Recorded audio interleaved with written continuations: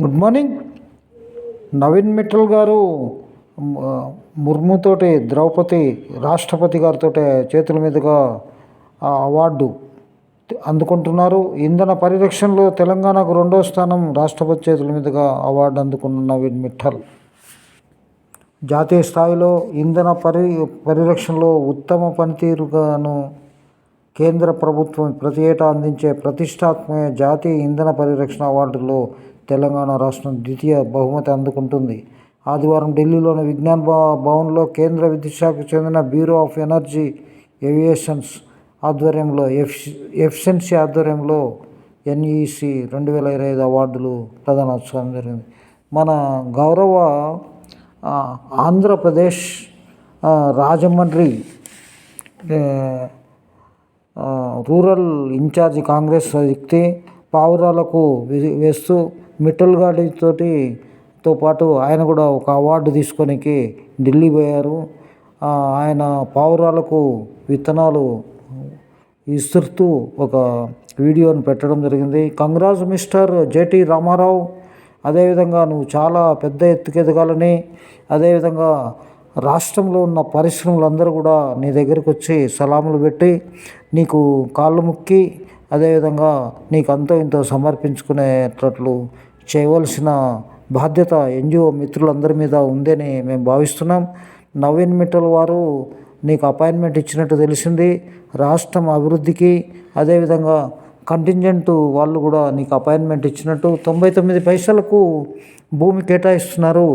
నీకు కూడా 20 పైసలకు కేటాయించమని CBN గారికి రికమెండ్ చేసిన. అదేవిధంగా ఏదైతే కావలిలో CM గారికి నువ్వు కంప్లైంట్ ఇచ్చావో ఆ కంప్లైంట్ విరుడుగా NGT వెళ్తున్నాం.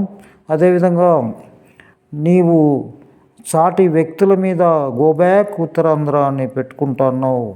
నీవు విశాల హృదయం కలిగినటువంటి నీలాంటి వాళ్ళు ఈ విధంగా చేయడం వల్ల చిన్న వాళ్ళు ఏమైపోతారు, చేపలు ఏం కావాలి, సముద్రం ఏమైపోవాలి, రోడ్లు ఏమైపోవాలి, అదేవిధంగా కారిడార్ ఏం కావాలి, వైజాగ్ టు ఎక్కడి నుంచో వచ్చేటువంటి చెన్నైకి పోయే కారిడార్ మీలాంటి వాళ్ళు లేకపోతే ఇక్కడంతా కూడా అన్యాయాలు, అక్రమాలు, బీదలు, గుడిసెలు ఇవన్నీ మీద నువ్వు అధ్యయనం చేసి చాలా పని చేసినాడు. ముఖ్యంగా మనం చెప్పుకునేది ఏంటంటే విశాఖ స్టీల్ మిట్టల్ వాళ్ళకి వేయడానికి ప్రయత్నాలు జరుగుతున్నట్లు వస్తున్నాయి. బెయిల్అవుట్ ప్రకటించినప్పటికీ 13,000 కోట్లు ఇంకా లాస్లో వెళ్తుంది. CBN గారు అన్నట్టు ఇంట్లో పండుకుంటే జీతాలు ఇవ్వాలన్నా నువ్వు పండుకోకుండా కారు నడుపుకుంటూ మందిని పోగేసుకొని నువ్వు జీతం కంటే ఎక్కువ సంపాదించేటువంటి నీ యొక్క మేధస్సుకు హ్యాట్సాప్.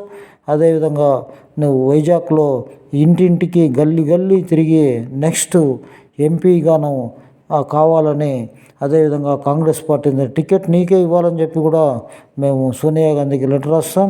అదేవిధంగా నువ్వు అద్భుతమైన వ్యక్తిగా భావిస్తూ ఈ యొక్క చిల్లర వ్యవహారాలు చేయకుండా గోబ్యాక్ అనడం, అదేవిధంగా సాటి వ్యక్తుల మీద చెప్పులు చూపించడం, వీళ్ళు రావద్దు వాళ్ళు రావద్దు అని చెప్పడం. నువ్వు ఢిల్లీ ఎట్లా పోయినావయ్యా మిస్టర్ JT రామారావు? ఇది కరెక్ట్ కాదు మిస్టర్. విశాల హృదయంతో పని చేయవలసిన నీవు తిక్క పనులు చేస్తూ ఉన్నావు.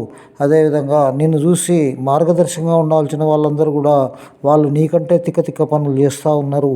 కాబట్టి దయ ఉంచి కావలిలో జరిగిన దానికి నువ్వు కంప్లైంట్ పెట్టిన దానికి సంబంధం ఉందని ఒక పోలీస్ అధికారిని అడిగితే ఆయన చెప్పినటువంటి అంశం 500 మంది పోలీసులు, 200 మంది పబ్లిక్. What is this? దీని మీద తక్షణమే మేము NGTకి వెళ్తాం. మెడ్రాస్. నమస్తే. Thank you very much.